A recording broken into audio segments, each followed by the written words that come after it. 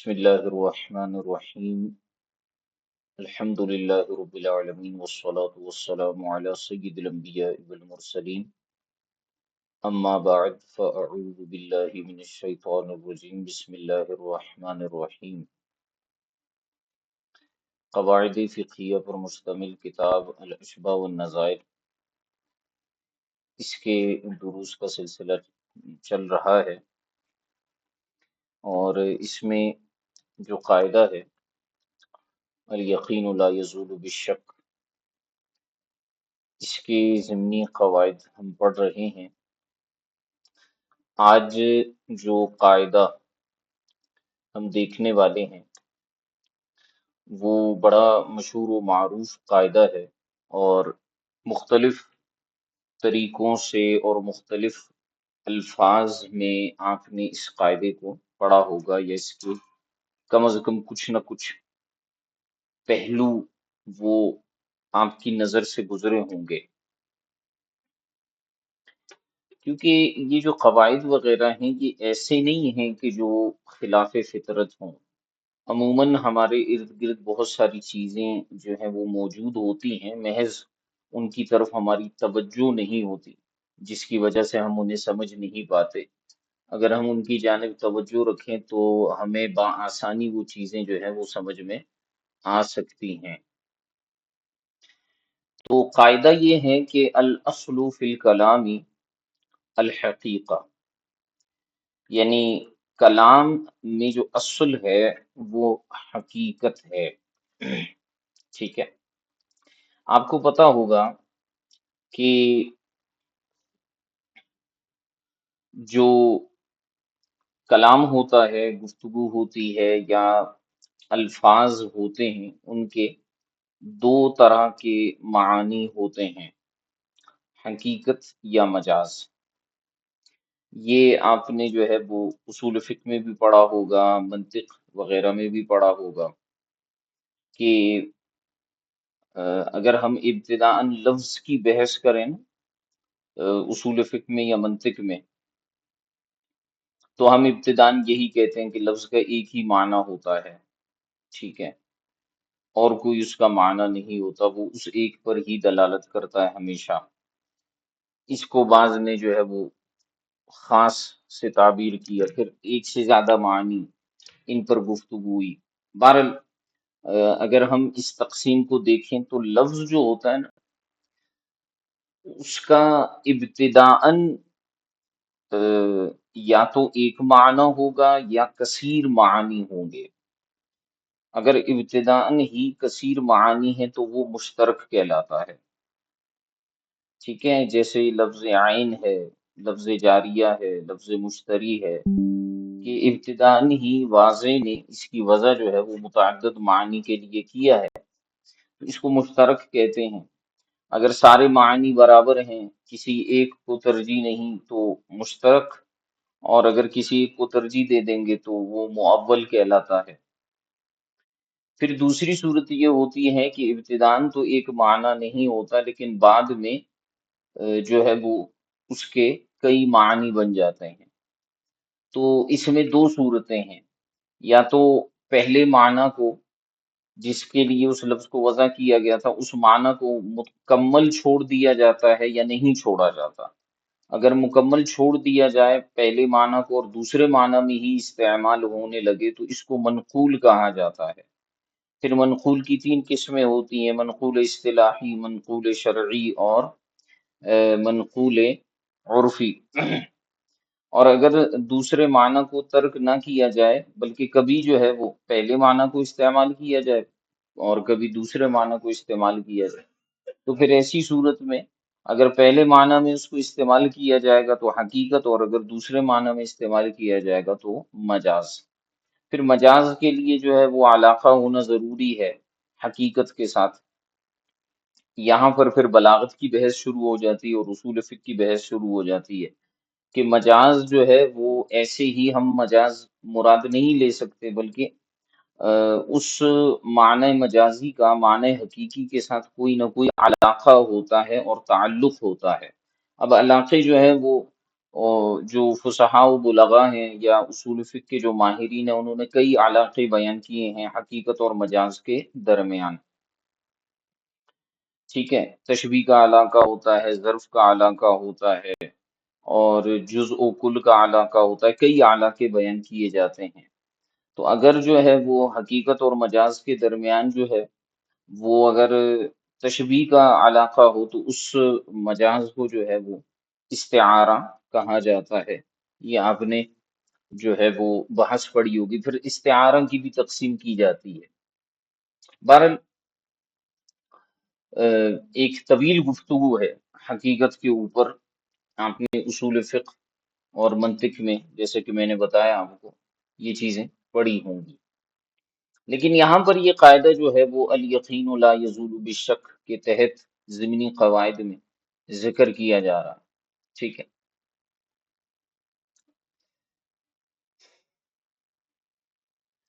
تو جو اس کا میں نے آپ کو لغوی معنی اصطلاحی معنی آپ کو مجاز کا بتایا مختلف فنون کے اعتبار سے، یہاں پر یہی مراد ہے کہ الاصل فی الکلام الحقیقت، کہ کلام میں جو اصل ہے وہ حقیقت ہے. یعنی جب بھی کوئی شخص کوئی کلام کرے گا تو سب سے پہلے ہماری کوشش یہی ہوگی کہ پھر ہم اس کلام کو اس کے معنی حقیقی کی طرف لوٹا دیں، پھیر دیں. ٹھیک ہے، مجازی مراد نہ لیں. اصول فقہ میں آتے ہیں تو پھر اس پر بحث ہوتی ہے حقیقت متعذرہ، حقیقت مہجورہ اور حقیقت مستعملہ کی. ٹھیک ہے، کہ حقیقت یا تو متعذر ہوگی یا مہجور ہوگی یا مستعمل ہوگی. متعذر کا مطلب ہوتا ہے کہ جو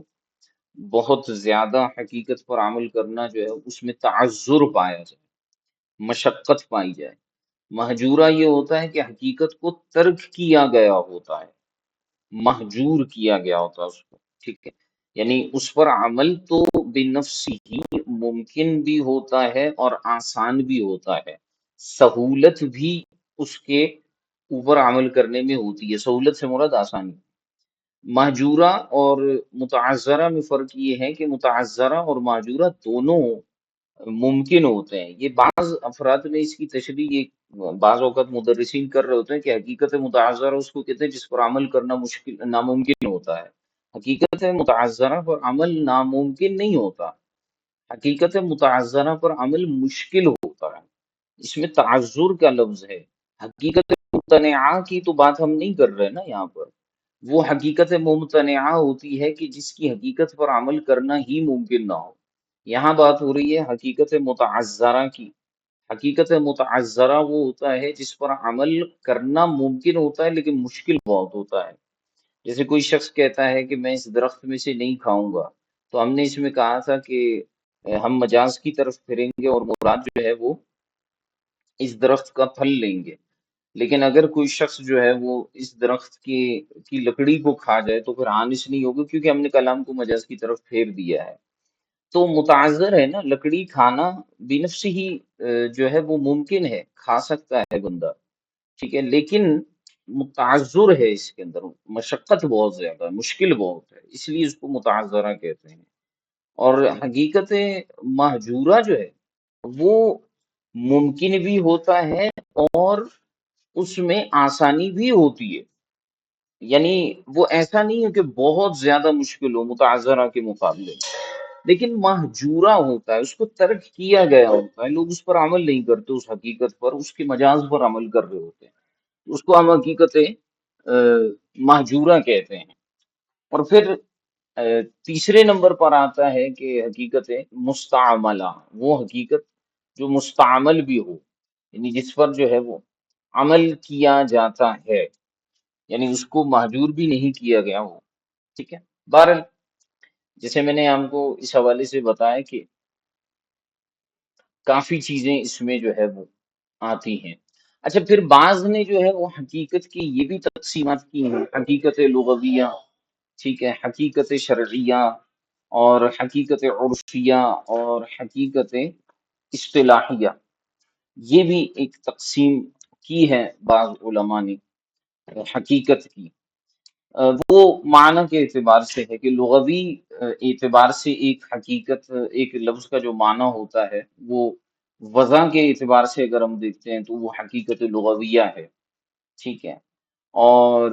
بعض اوقات یہ ہوتا ہے کہ شریعت نے ایک معنی کو، ایک لفظ کو ایک معنی کے لیے وضع کیا ہوتا ہے ابتداءً ہی، جیسے مثال کے طور پر لفظ صلاۃ ہے، یہ مجاز لغوی ہے اور حقیقت شرعی ہے۔ لفظ صلاۃ جو ہے مجاز لغوی اور حقیقت شرعی ہے، ان میں جو ہے وہ آپس میں یہ مل سکتے ہیں کہ ایک چیز جو ہے وہ مجاز لغوی ہو اور حقیقت شرعی ہو۔ اچھا، اسی طرح حقیقت عرفیہ ہے کہ ہم خود ایک لفظ کی وضع عرف میں ایک معنی کے لیے ابتدا نہیں کر دیتے ہیں، اس سے پھر ہم آگے پیچھے نہیں ہو رہے تھے، تو یہ حقیقت عرفیہ یا خاص اہل عرف اس لفظ کو اس معنی کے لیے وضع کر دیتے ہیں۔ اور اسی طرح حقیقت اصطلاحیہ ہے کہ اہل اصطلاح جو ہے ایک لفظ کو ایک معنی کے لیے وضع کر دیتے ہیں، اور اس فن میں، اس اصطلاح میں جو ہے وہ لفظ اسی طرح استعمال ہوتا ہے۔ تو بہرحال ارشاد فرمائے کہ النکاح الاصل فی الکلام الحقیقت، کہ کلام میں جو اصل ہے وہ حقیقت ہے، وعلی ذالک فروع کثیرۃ، اور اس قاعدے کے اوپر بہت ساری فروعات جو ہیں وہ متفرع ہوتی ہیں، ٹھیک ہے جناب۔ اس پر بہت ساری فروعات آپ کو نظر آئیں گی اس قاعدے پر کہ کلام میں جو اصل ہے وہ حقیقت ہے، ٹھیک ہے۔ تو ارشاد فرماتے ہیں کہ منہا النکاح للوطئی، انہی فروعات میں سے ایک فرع جو ہے وہ یہ ہے کہ النکاح للوطئی، کہ نکاح کا جو معنی ہے، یعنی لفظ نکاح کی جو وضع کی گئی ہے وہ وطئی کے لیے کی گئی ہے۔ نکاح کی جو وضع لغوی ہے وہ وطئی ہے، ٹھیک ہے۔ یعنی حقیقت جو ہے، نکاح کا معنی جو حقیقی ہے وہ وطئی کرنا ہے۔ وعلیہ حمل قولہ تعالی، اور اسی پر اللہ تبارک و تعالی کا یہ قول محمول کیا گیا ہے، وَلَا تَنْكِحُوا مَا نَكَحَ آبَاؤُكُم مِّنَ النِّسَاءِ، اور ان عورتوں سے وطئی مت کرنا جن سے تمہارے باپ داداؤں نے، آبا نے نکاح کیا یا وطئی کی۔ یہ حرمت مصاہرت کے معاملے میں جو ہے یہ آیت پیش ہوتی ہے، وَلَا تَنْكِحُوا مَا نَكَحَ آبَاؤُكُم مِّنَ النِّسَاءِ۔ اچھا، اب یہاں پر ہم اس کا مجازی معنی جو ہے وہ نہیں لے سکتے، کیونکہ فرمائیں کہ وَلَا تَنْكِحُوا، ان عورتوں سے نکاح مت کرنا، مَا نَكَحَ آبَاؤُكُم من النساء، جن سے تمہارے آبا نے، تمہارے باپ نے نکاح کر لیا۔ تو اگر کوئی کہے کہ یہاں پر ہم اس کا مجازی معنی یعنی عقد نکاح مراد لے سکتے ہیں کہ ان عورتوں سے نکاح نہ کرو جن سے تمہارے باپ نے نکاح کیا، تو ہم کہیں گے کہ دیکھیے یہ تو نکاح علی النکاح ہو جائے گا، یعنی باپ نے جس سے نکاح کیا ہے تو اس سے دوبارہ تو نکاح آپ نہیں کر سکتے، ٹھیک ہے۔ تو اس لیے ولا تنکحوا کا کوئی محل نہیں ٹھہرے گا،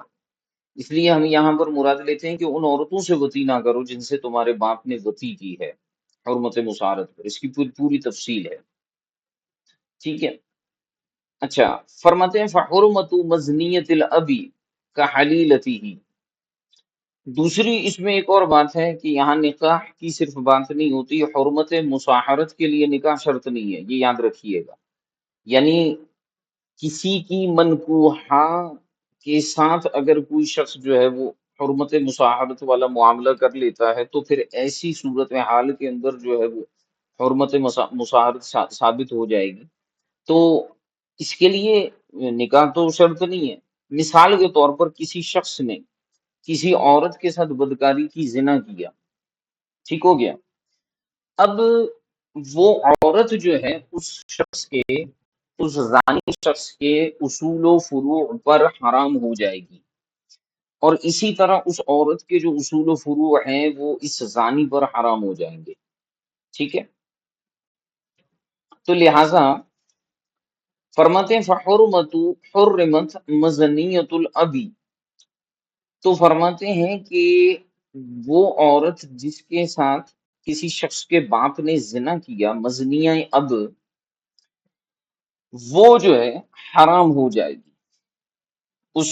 زنا کرنے والے شخص کے بیٹے پر، ٹھیک ہے؟ یہ کیسے حرام ہوگی؟ کا حلیلتی ہی، یہ اسی طرح جو ہے وہ حرام ہے جیسے باپ کی بیوی یعنی ماں جو ہے وہ بیٹے پر حرام ہوتی ہے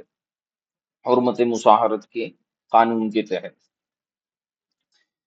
وَلِذَا لَوْ قَضَى شَافِعِيٌّ بِحِلِّهَا لَمْ يَنْفَذْ لِمُخَالِفَتِهِ الْكِتَابَ، اور فرماتے ہیں کہ اسی طرح اگر کوئی شافعی اس کے حلال ہونے کا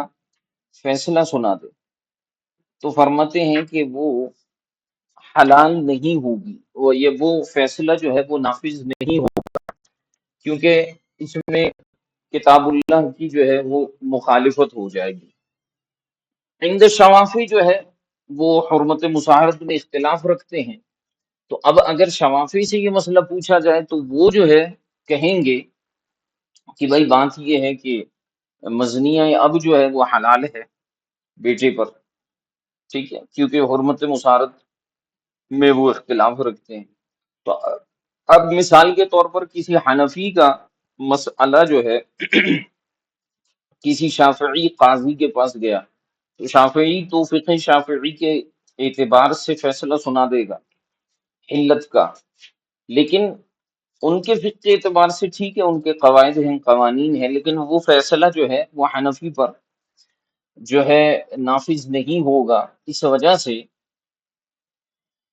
کہ عند الاحناف یہ مسئلہ کتاب اللہ سے ثابت ہے، تو وہ ہمارے اعتبار سے کتاب اللہ کی مخالفت قرار پائے گی۔ بہرحال کہنے کا مقصد تو یہ تھا کہ یہاں نکاح سے مراد اس کا لغوی معنی مراد ہے،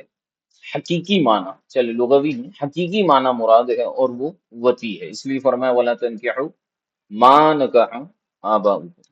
مِّنَ النِّسَاءِ۔ اور اسی طرح جو ہے وہ جو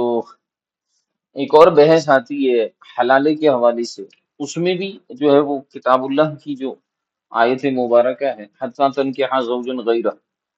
اس میں جو ہے ہم ترجمہ یہی کرتے ہیں کہ یہاں تک کہ وہ کسی اور مرد سے نکاح کر لے، جبکہ ہم یہ کہتے ہیں کہ جو تکمیل حلالہ ہے اس کے لیے شرط ہے زوج ثانی کے ساتھ جمع کرنا بھی، تو اس کا ثبوت بھی ہم وہ حتیٰ تنکحہ میں تنکحہ لفظ سے کرتے ہیں۔ ہم کہتے ہیں کہ عقد نکاح تو اگلے لفظ یعنی زوج سے ثابت ہو رہا ہے، کتاب اللہ نے فرمایا نا حتیٰ تنکحہ زوجن غیرہ، تو زوج جو ہے یہ تو عقد نکاح کو ثابت کرنے کیا کہتے ہیں اسی سے عقد نکاح ثابت ہو رہا ہے، کیونکہ زوج کہتے ہی اس کو ہے جو عقد نکاح کے ذریعے جو ہے کسی کا شوہر بنے، اور جو پہلے تنکحہ آ رہا ہے یہ جو ہے یہ وطی کے معنی میں ہوگا، یہاں تک کہ وہ پہلے شوہر کے علاوہ دوسرے شوہر کے ساتھ وطی کر لے، یہ اس کا ترجمہ بن جائے گا۔ اگر آپ دونوں میں عقد مراد لیں گے تو ترجمہ یوں بنے گا کہ یہاں تک کہ پہلے شوہر کے علاوہ دوسرے شوہر کے ساتھ نکاح کر لے، تو احناف کہتے ہیں دوسرے شوہر کے ساتھ نکاح کرنا ممکن ہی نہیں ہے نا، جب وہ شوہر بن چکا ہے تو دوبارہ اس سے نکاح کیسے ہوگا دوسرے شوہر کے ساتھ، اس لیے وہاں پر بھی ہم جو ہے وہ نکاح سے مراد جو ہے وہ اس کا حقیقی معنی لیتے ہیں یعنی وطی کا۔ تو ارشاد فرمائیں کہ وَلِذَا لَوْ قَضَى شَافِعِيٌّ بِحِلِّهَا لَمْ يَنْفَذْ لِمُخَالِفَتِهِ الْكِتَابَ بِخِلَافِ الْقَضَاءِ بِحِلٍّ مَمْسُوسَةٍ۔ اچھا برخلاف، اچھا شافعی نے اگر جو ہے اس میں حلیت کا حکم سنا دیا شافعی قاضی نے تو پھر وہ نافذ نہیں ہوگا، کیونکہ عند الاحناف یہ مخالفت کتاب اللہ ہے، لیکن اس میں ایک مسئلہ جو ہے وہ مختلف ہے برخلاف، کون سا مسئلہ ہے؟ القضاء بحل منصوصۃ، کہ اگر کوئی شخص جو ہے وہ باپ کی ممسوسہ مسن کا مفعول آ رہا ہے، جس کا معنی ہوتا ہے جس کو چھو لیا گیا ہو بنیت شہوت، ٹھیک ہے، تو اگر جو ہے وہ باپ کے ممسوسہ کے حلال ہونے کا فیصلہ کریں تو ایسی صورت میں اس کا فیصلہ جو ہے وہ نافذ ہو جائے گا، ٹھیک ہے۔ ہمارے نزدیک نہیں ہوتا، اس میں بھی حرمت مساعرت ثابت ہو جاتی ہے، لیکن اس کو ہم جو ہے وہ نافذ مانتے ہیں۔ کیوں؟ یعنی اگر شافعی فتویٰ دے تو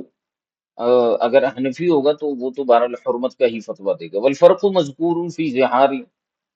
شرعنا، ارشاد فرماتے ہیں ان دونوں مسائل کے اندر جو فرق ہے وہ ہمارے شرع بحر کے اندر جو ہے جو کتاب الظہار ہے یا باب الظہار ہے اس میں مذکور ہے، وہاں پر آپ اس کی تفصیل دیکھ سکتے ہیں۔ اسی طرح فرماتے ہیں وہ حرمت المعقود علیہا بلا وطء بالاجماع۔ اچھا جی،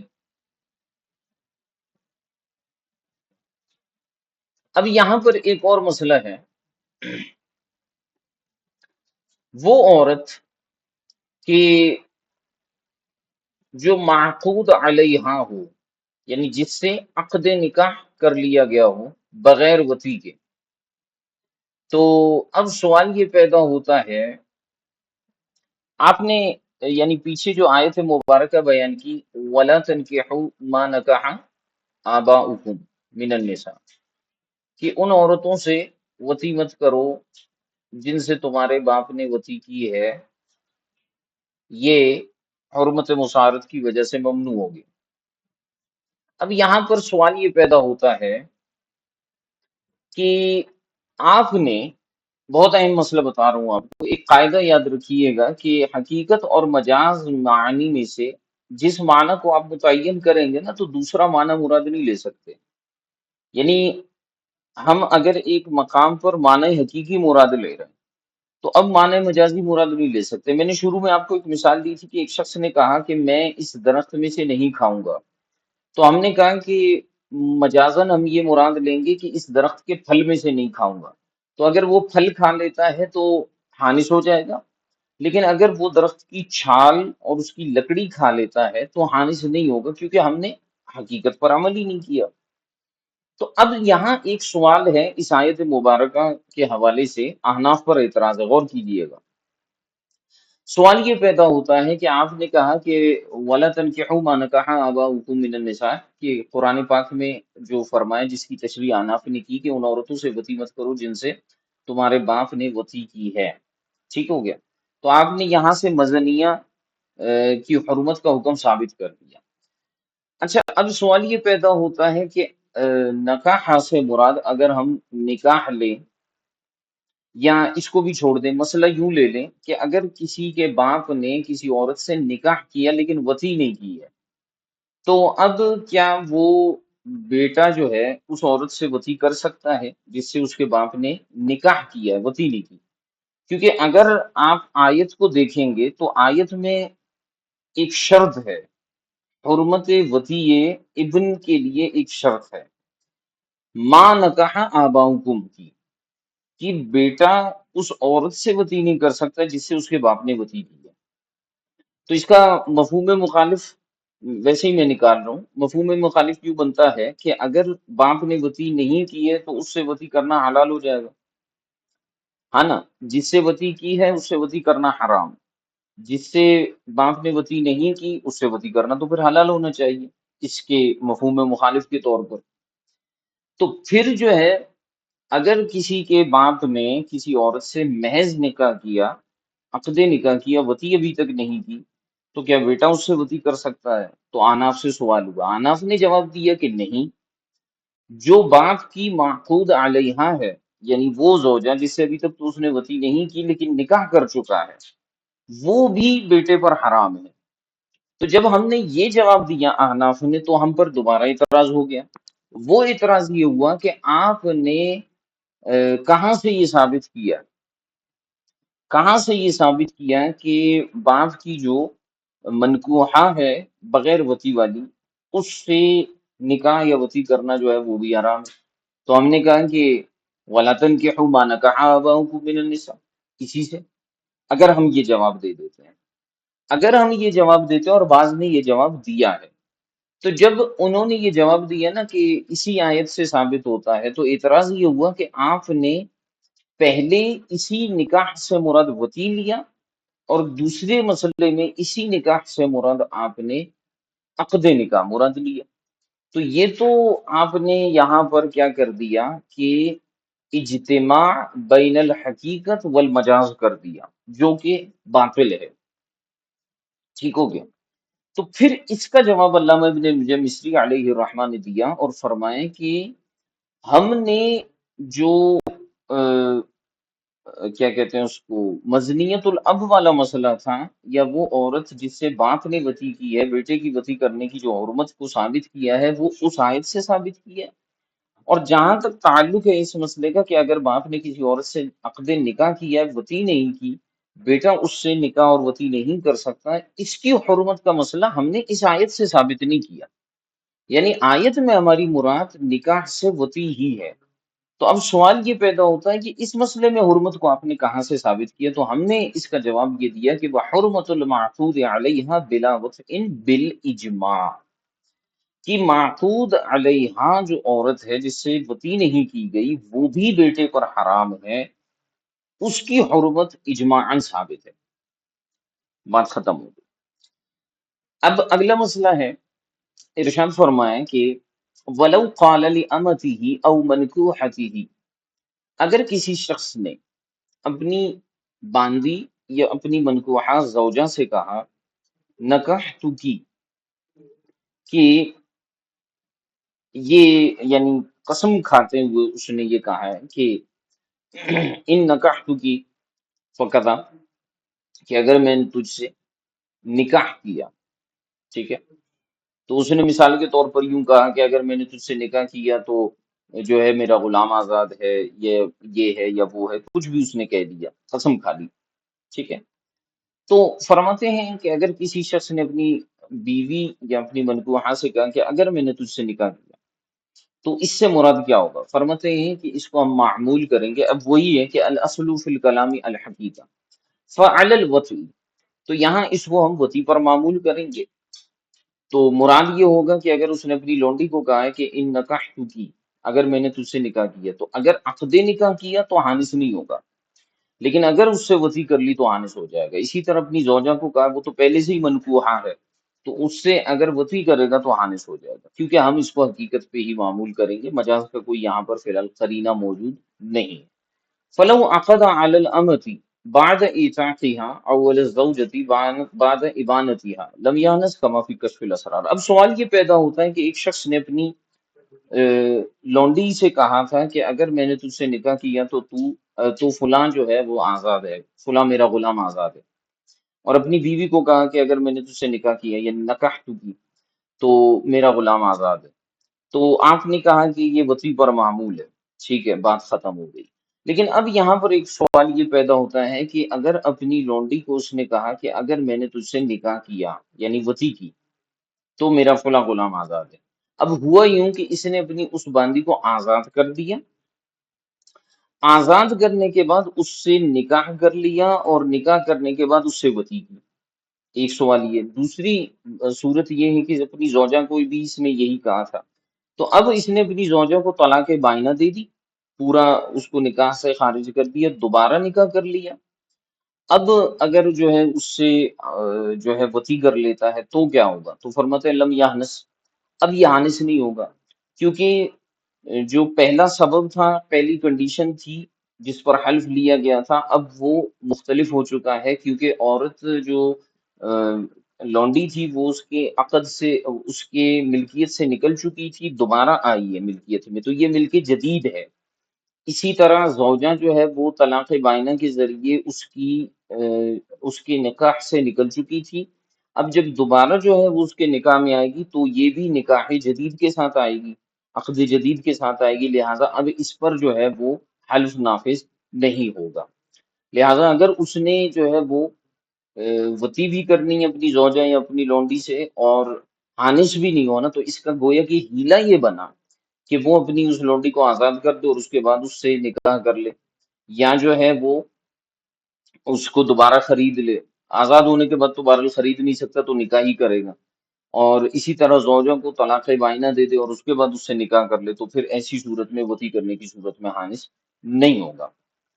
اچھا، یہ تو یہاں تک انہوں نے مسئلہ کو بیان کیا۔ اب آگے جو ہے مزید تفریعات کو ذکر کرتے ہیں اسی اصول پر، یعنی الاصل فی الکلام یا الحقیقہ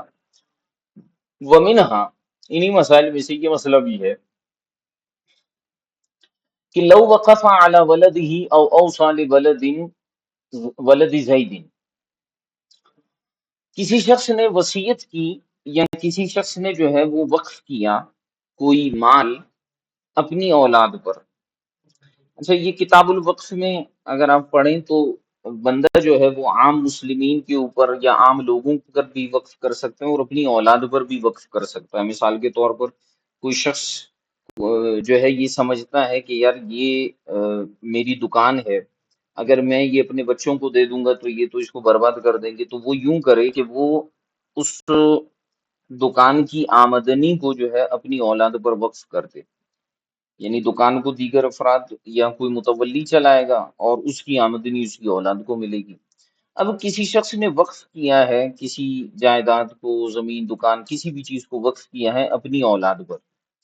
ٹھیک ہے، اس نے کہا کہ میرے بیٹوں پر یہ وقف ہے، او صالح ولد ولد زید، یا اس نے وصیت کی ہے کہ بھئی یہ جو زمین ہے یا یہ مکان ہے یہ زید کے بیٹے کے لیے ہے، ٹھیک ہے، کس کے لیے ہے؟ زید کے بیٹے کے لیے ہے، تو فرماتے ہیں لا يدخل ولد ولدہ، تو اب اس کے بچوں کے بچے جو ہیں وہ اس میں داخل نہیں ہوں گے وقف اور وصیت میں،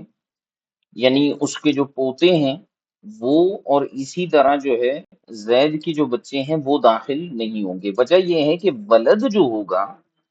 اولاد جو ہوتا ہے وہ بلا واسطہ جو اولاد ہوتی ہے اس کے لیے حقیقتاً بولا جاتا ہے۔ مجازن جو ہے بندہ اپنے پوتے کو بھی اپنا بیٹا کہہ لیتا ہے، اپنے نواسے کو بھی بیٹا کہہ لیتا ہے، یہ مجازن کہا جاتا ہے، ٹھیک ہے، یا اپنے کسی انتہائی قریبی دوست اور جاننے والے کے بیٹے کو مجازن بندہ کہہ دیتا ہے، یا اس کے بیٹے کے بیٹے کو، حقیقتاً جو ہے اسے ہم بیٹا نہیں مانیں گے، تو اسی لیے اس کے جو پوتے ہیں وہ داخل نہیں ہوں گے۔ ان کان لہو ولد للصلب، فرماتے ہیں کہ اس کے بچوں کے بچے داخل نہیں ہوں گے، شرط یہ ہے کہ اس کی حقیقی اولاد، یعنی ولد لصلب، لصلب کا مطلب یہ ہوتا ہے کہ جو حقیقی اولاد ہوتی ہے، جو خونی رشتے سے اس کی اولاد ہوتی ہے وہ موجود ہو، تو پھر جو ہے اس کے پوتوں وغیرہ کے لیے جو ہے وہ وصیت کارآمد نہیں ہوگی، وقف کارآمد نہیں ہوگا۔ اچھا، فَإِن لَّمْ يَكُن لَّهُ وَلَدٌ لِّصُلْبِهِ، اور اگر اس کا ولد لصلبہ ہے ہی نہیں، بیٹے ہیں ہی نہیں، تو استحقہ ولد الابن، تو پھر اس وقف اور وصیت کا جو مستحق ہوگا وہ بیٹے کا بیٹا ہوگا، یعنی پوتے ہیں اور یہ کہتا ہے کہ بھائی میں نے یہ وقف کیا ہے اپنے بیٹے پر، یعنی کوئی ایسا پوتا ہے اس کا جو انتہائی اسے عزیز ہے اور وہ اسے بیٹا بیٹا کہتا ہے، اچھا اس کی حقیقی اولاد نہیں ہے، یعنی جو اس کا پوتا ہے اس کا باپ بھی مر چکا ہے، اس کا بیٹا مر چکا ہے، صرف پوتا ہے، تو اب یہ کہتا ہے میں نے اپنے بیٹے کے لیے اس کو وقف کیا، تو اب جب ولد صلب ہے ہی نہیں تو پھر اس کا پوتا ہی جو ہے وہ مستحق ہوگا، کیونکہ یہاں پر حقیقت موجود ہی نہیں، ورنہ اگر حقیقت موجود ہے تو پھر حقیقت پر ہی عمل کیا جائے گا۔ اچھا، وہ اختلاف فی ولد البنت، اچھا یہ تو ہو گئی بیٹے کے بیٹے اور بیٹے کے متعلق، ٹھیک ہے، فقہائے کرام نے بیٹی کے بیٹے کے متعلق یعنی نواسے کے متعلق جو ہے وہ اختلاف کیا ہے، کیا کیا ہے؟ اختلاف کیا ہے کہ وہ مستحق ہوگا یا نہیں ہوگا۔ یعنی اگر کسی شخص نے اپنی بیٹی کے لیے وصیت کی تو بیٹی کو ہی ملے گی، اب نواسی وغیرہ کسی کو نہیں ملے گا، لیکن بیٹی ہی موجود نہیں ہے تو کیا بیٹی کے بیٹے کو ملے گی؟ کیونکہ اب یہاں پر بات آ رہی ہے بیٹا اور بیٹی مذکر اور مؤنث کی، تو کیا جو نواسا ہوگا اسے ملے گا بیٹی کے نہ ہونے کی صورت میں؟ فرماتے ہیں فظاہر الروایتی عدم الدخولی، ظاہر الروایہ کے متعلق کے حوالے سے مسئلہ یہ ہے، اور ظاہر الروایہ کے مطابق یہ ہے کہ وہ جو بیٹی کا بیٹا ہے وہ اس میں داخل نہیں ہوگا اس حکم میں، وصححہ، اور اس کو فقہا نے صحیح قرار دیا ہے، اس کی تصحیح بیان کی ہے، ٹھیک ہے۔ اچھا، آگے ارشاد فرماتے ہیں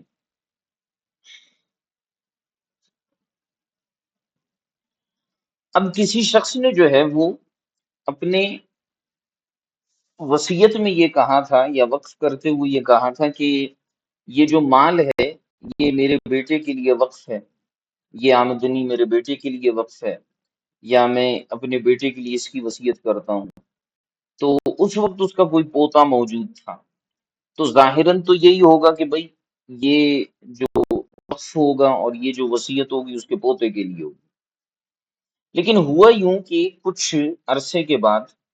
اور کچھ دنوں کے بعد اس کے ہاں ایک اور اولاد کی ولادت ہوئی، ٹھیک ہے،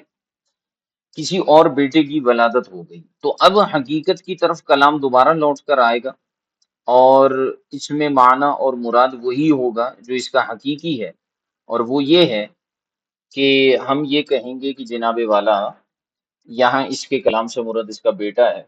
اور وہ وصیت جو ہے وہ اس کے حقیقی بیٹے یعنی ولد لصلب کے لیے جاری ہو جائے گی۔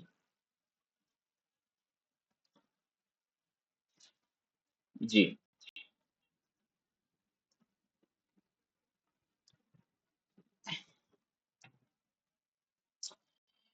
تو ارشاد فرمائے فَإِذَا وَلَدَ لِلْوَاقِفِ، تو اگر واقف کے ہاں کوئی اولاد پیدا ہو جائے اس وصیت اور وقف کے بعد، ولد للواقف ولد، تو رجع من ولد الابن الیہ، تو یہ وصیت اور وقف جو ہے یہ لوٹ آئے گا پوتے سے بیٹے کی طرف، کیوں؟ لأن اسم الولد حقیقت فی ولد الصلب، کیونکہ جو ولد کا نام ہے، ولد جو کہتے ہیں حقیقی طور پر ولد صلب کو کہتے ہیں، اور ولد صلب اب موجود ہے اگرچہ اس وقت موجود نہیں تھا، وہذا فی المفرد، اور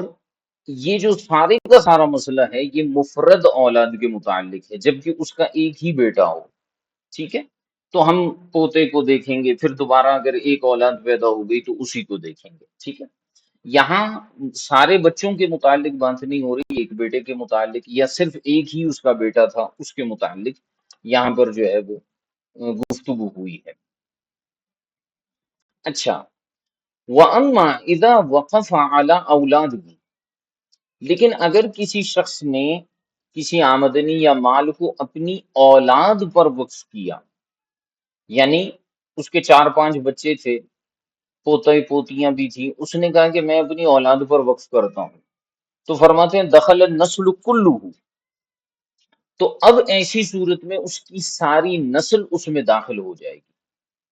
ٹھیک ہے۔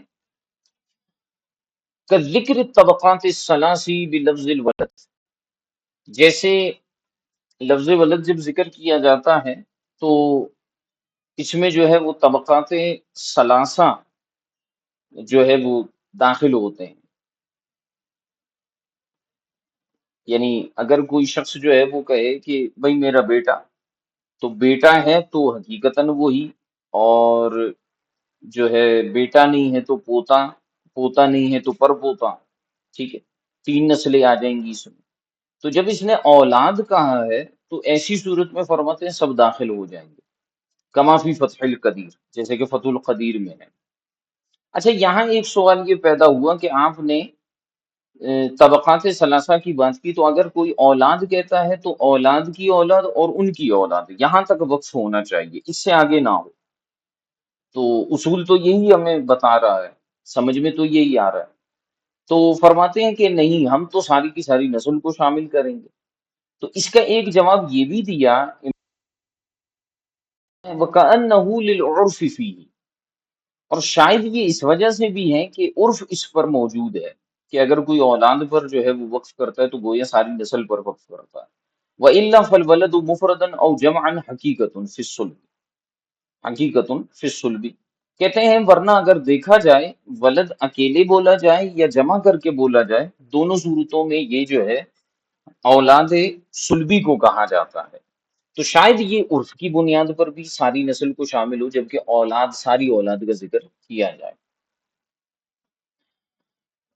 چلیں جناب،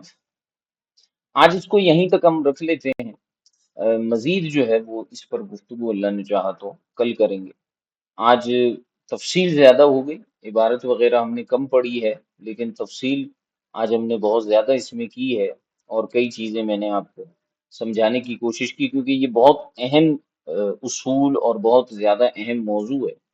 اور مسائل اتنے مشکل اس میں نہیں ہے، آسان ہے۔ تو آج اس کو ہم یہیں تک رکھ لیتے ہیں، باقی اس میں مسائل ہم کل پڑھیں گے۔ اگر کوئی سوال وغیرہ کرنا ہے تو ارشاد فرما دیں۔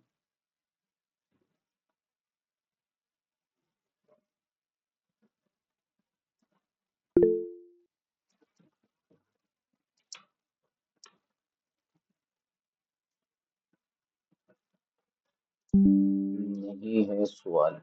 اور کسی کا کوئی سوال وغیرہ ہو؟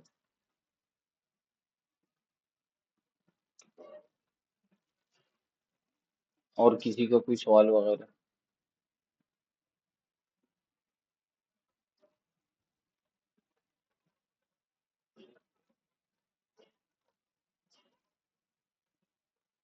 آج کے سبق سے ہٹ کر منقول کی تین قسمیں: منقول عرفی، اصطلاحی اور شرعی۔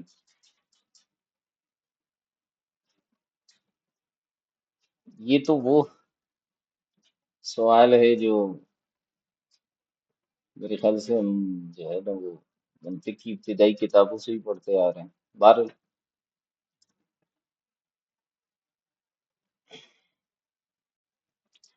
امکان ہو سکتا ہے، ناممکن نہیں ہے۔ یہ جو مسائل بیان کیے جاتے ہیں نا، صاحب بہار شریعت نے بہار شریعت میں جب یہ مسئلے بیان کیے تو اس وقت یہ دور نہیں تھا، ٹھیک ہے۔ بعد میں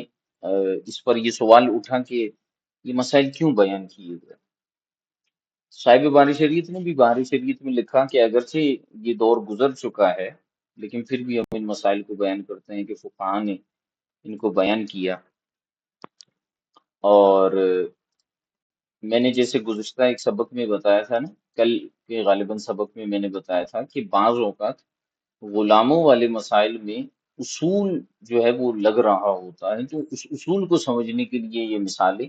بیان کی جاتی ہیں۔ تو ان کا دور آ سکتا ہے، اور وہ ایسے آ سکتا ہے کہ باقاعدہ سے سلطنت اسلامیہ کا قیام ہو اور خلافت اسلامیہ ہو، بادشاہ وقت ہو، اور کسی کافر ملک پر جو ہے وہ حملہ کیا جائے اسلامی اصولوں کی بنیاد پر، جہاد کی بنیاد پر، اور وہاں پر جو افراد قیدی بن کر آئیں گے تو وہ لازمی سی بات ہے پھر ان کے اندر جو ہے وہ بعض صورتیں بن سکتی ہیں غلامی کی، لیکن فی الحال تو یہ کانسیپٹ نہیں ہے، چونکہ اس طرح کے حالات، واقعات اور یہ چیزیں نہیں ہیں، تو امکانات ہیں۔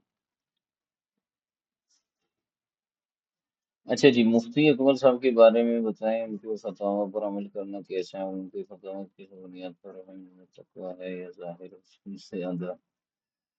سنا ہے کہ باقی سب علماء نے مطلقاً دور حاضر میں بھی لوگوں نے منع کیا ہے۔ مفتی صاحب نے جو ہے وہ مہندی لگانے سے کی اجازت جو دی ہے، اور دیگر علماء نے جو منع کیا ہے، وہ یہ والی مہندی نہیں ہے جو عموماً لگائی جاتی ہے۔ وہ پچھلے شاید اسی کلاس میں ہماری بحث ہوئی تھی، یا پھر ہاں بلکہ اسی کلاس میں شاید ہوئی ہوگی بحث۔ وہ ایک مہندی ہوتی ہے، ابھی اس کا پھر میرے ذہن سے وہ نام نکل گیا، اس کو جو ہے وہ لگانے کے حوالے سے کچھ علماء نے ممنوع فرمایا، کیونکہ اس کا جو وہ جو ہے جسم پر ایسے لگا ہوتا ہے کہ پانی اس سے کراس نہیں ہوتا، ٹھیک ہے۔ ایمرجنسی بھی اس کو کہتے ہیں، ہاں شاید ایمرجنسی بھی کہتے ہیں، عرق بھی کہتے ہیں اس کو، عرق، ہاں اب مجھے یاد ہے، عرق والی مہندی یا عرق بھی کہتے ہیں اس کو، ایمرجنسی بھی کہتے ہیں، یہ تو ایک اس کا ویسے ہی برانڈ کا نام انہوں نے رکھ دیا ہے۔ تو اس کے متعلق جو ہے وہ فرمایا گیا تھا کہ یہ جو ہے وہ لگانا ممنوع ہے۔ تو اس پر میں نے کافی تفصیلی گفتگو غالباً اس وقت کی تھی کلاس میں، اور یہ بات بتائی تھی کہ ہم عرف کے اعتبار سے دیکھیں کہ کیا ہم جو ہے وہ، اچھا عرف اس میں شامل نہیں ہے، بہرحال میں نے کبھی لگائی نہیں تو مجھے کیا پتا۔ بات یہ ہے کہ یہ جو آ، آ، مہندی ہوتی ہے، اگر ہم اس پر عرف کے اعتبار سے دیکھیں، مفتی صاحب نے اس کو اس حیثیت سے دیکھا ہے کہ عرف میں اس کو بھی مہندی کہا جاتا ہے، ٹھیک ہے۔ تو اس وجہ سے انہوں نے یہ فرمایا کہ بھئی لگا سکتے ہیں۔ جن علماء نے اس میں ممانعت کا قول کیا ہے، انہوں نے یہ فرمایا کہ یہ مانع ہے وصول ماء سے، کہ پانی جو ہے اس تک پہنچتا نہیں ہے، جسم تک، جلد تک نہیں پہنچتا، اس وجہ سے ممنوع ہے۔ تو اس میں جو احتیاطی قول ہم اختیار کر سکتے ہیں، اچھا ہے ہم اختلاف سے بچتے ہوئے نہ لگائیں۔ اب جہاں تک بات آپ نے کی ہے مفتی صاحب کے حوالے سے، ماشاءاللہ استاد العلماء ہے اور جو ہے استاد الاساتذہ ہیں، تو ان کے ماشاءاللہ بڑے زبردست قسم کے فتاوی ہیں، لیکن لازمی سی بات ہے ایک چیز ایک شخص کی، یعنی ایک مفتی صاحب کی تحقیق ہوتی ہے، اگر آپ اس پر عمل کرتے ہیں تو پھر جو ہے وہ 100% اسی پر عمل کریں، پھر آپ دوسرے مسئلے کو نہ لیں۔ اب ایسا نہ ہو نا کہ میرے لیے تو وہ والی مہندی لگانا جو ہے، مثال کے طور پر کوئی خاتون کہے کہ بھئی میرے لیے تو وہ جائز ہے، دوسروں سے جب گفتگو ہو رہی ہے تو ان کو کہے نہیں جی علماء نے تو منع کیا، یہ دو رنگی جو ہے کیفیت پھر نہ ہو۔ پھر آپ خود بھی مفتی اکمل صاحب کے فتوے پر عمل کریں، دوسروں کو بھی بول، ٹھیک ہے، اس میں پھر کوئی شک کی گنجائش نہیں ہونی چاہیے۔ اور اگر آپ دیگر علماء کے فتوے پر عمل کرتے ہیں، کیونکہ یہ اختلافی مسئلہ ہے نا، تو اگر دیگر علماء کے دلائل کی روشنی میں اس پر آپ عمل کرتے ہیں تو پھر اسی پر عمل کریں۔ اب یہی ایک مسئلہ جو ہے وہ گزشتہ دنوں آپ کو شاید یاد ہوگا، میں نے پتہ نہیں گروپ میں شیئر بھی کیا تھا نہیں کیا تھا، روزے کے حوالے سے ایک مسئلہ تھا، ہاں بلکہ وہ تو رمضان کے ٹائم پہ یہ مسئلہ چل رہا تھا، روزے کے حوالے سے ایک مسئلہ تھا، آنکھ میں ڈراپس وغیرہ ڈالنے کے حوالے سے علماء متقدمین نے آنکھ کو جو ہے وہ منفذ قرار نہیں دیا، اور علماء متاخرین نے آنکھ کو جو ہے وہ منفذ قرار دیا، تو آئی ڈراپس جو ہے وہ آنکھوں میں ڈالنے کو ممنوع قرار دیا متاخرین نے، اور اکثر علماء کا اسی پر فتویٰ ہے، جبکہ بعض محققین علماء اس بات پر فتویٰ دیتے ہیں کہ آنکھ جو ہے وہ منفذ نہیں ہے، آنکھ میں مسام ہوتے ہیں منفذ نہیں ہوتے، مسام جو ہے وہ منفذ سے چھوٹا ہوتا ہے، ٹھیک ہے۔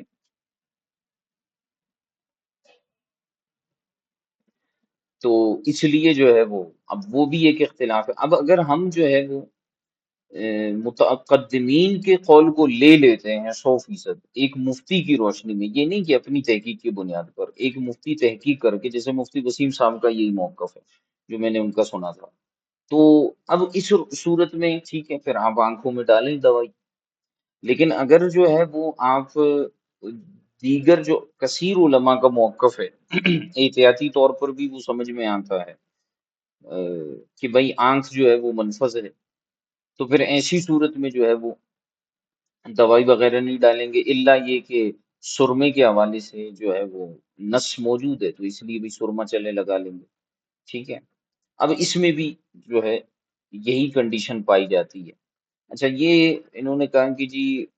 جرم والی مہندی کو عرف میں مہندی کہتے ہیں، ہاں یہی بات میں ابھی بھی تو کر رہا ہوں نا کہ عرف میں اس کو کہتے ہیں، تو مفتی اکمل صاحب نے اسی کو سامنے رکھتے ہوئے کہا ہے نا کہ آپ اس کو مہندی کہتے ہیں، اور اگر اس حیثیت سے دیکھا جائے، تعریف کی حیثیت سے اور اس کی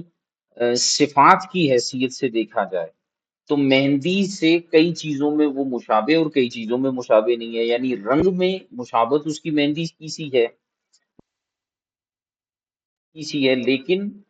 اس کے اثرات جو ہیں، جو جرم اس کا جم جاتا ہے اور پانی کو جو ہے وہ جلد تک پہنچنے نہیں دیتا، اس حیثیت سے وہ نیل پالش کی مثل ہے۔ تو جنہوں نے عدم جواز کا حکم دیا ہے، انہوں نے اس کی مشابہت نیل پالش کے ساتھ رکھی ہے زیادہ، اور جنہوں نے جواز کا حکم فرمایا انہوں نے جو ہے وہ اس کے نام اور کچھ صفات کی حیثیت سے دیکھا، کیونکہ اس میں دونوں صفات پائی جا رہی ہے، رنگ اور مہندی سے مشابہت، رنگ وغیرہ کی حیثیت سے، اور شاید اس کی خوشبو وغیرہ بھی اسی طرح، اور نیل پالش سے مشابہت اس حیثیت سے کہ اس کی پوری جرم جو ہے وہ بن جاتی ہے۔ تو اب دیکھ لیں آپ کے سامنے کنڈیشن، باقی دیکھیں جو ہمارے بڑے ہوتے ہیں ہم ان کے بارے میں یہ تو نہیں کہہ سکتے جی اس کے فتوے پر آپ عمل کرو، اس کے فتوے پر عمل نہ کرو۔ سب ہمارے لیے معزز ہیں، ہمارے سنی علماء کرام جو صحیح العقیدہ سنی ہیں وہ ہمارے سروں کے تاج ہیں، اور جو وہ فرمائے ہم انہی کے پیچھے ہیں، ٹھیک ہے۔ ہم اس بات کے اہل قطعاً قطعاً قطعاً نہیں ہیں کہ ہم ان سے اختلاف کریں، یہ نہ ہمارا مقام ہے اور نہ ہمیں زیب دیتا ہے۔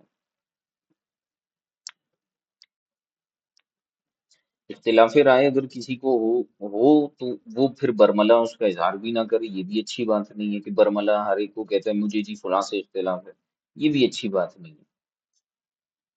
جب تک شریعت مطہرہ ہم کو اجازت نہ دے۔ گمراہی کا حکم لگتا ہے معاذ اللہ کسی پر، کفر کا حکم لگتا ہے، وہ الگ بات ہے، لیکن محض فروعی اختلافات کی بنیاد پر یا مجھے کسی کا فتویٰ سمجھ میں آتا ہے یا نہیں آتا اس بنیاد پر میں اختلافات کروں تو معاملات پھر خراب ہو جاتے ہیں۔ جی اور کوئی سوال وغیرہ کرنا چاہیں گے؟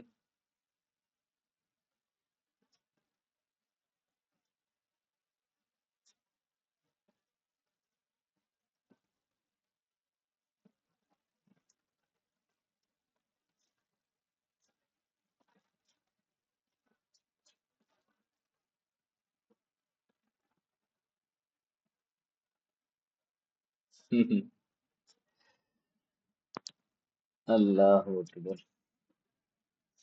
یہ وہ کیا کہیں اس بارے میں۔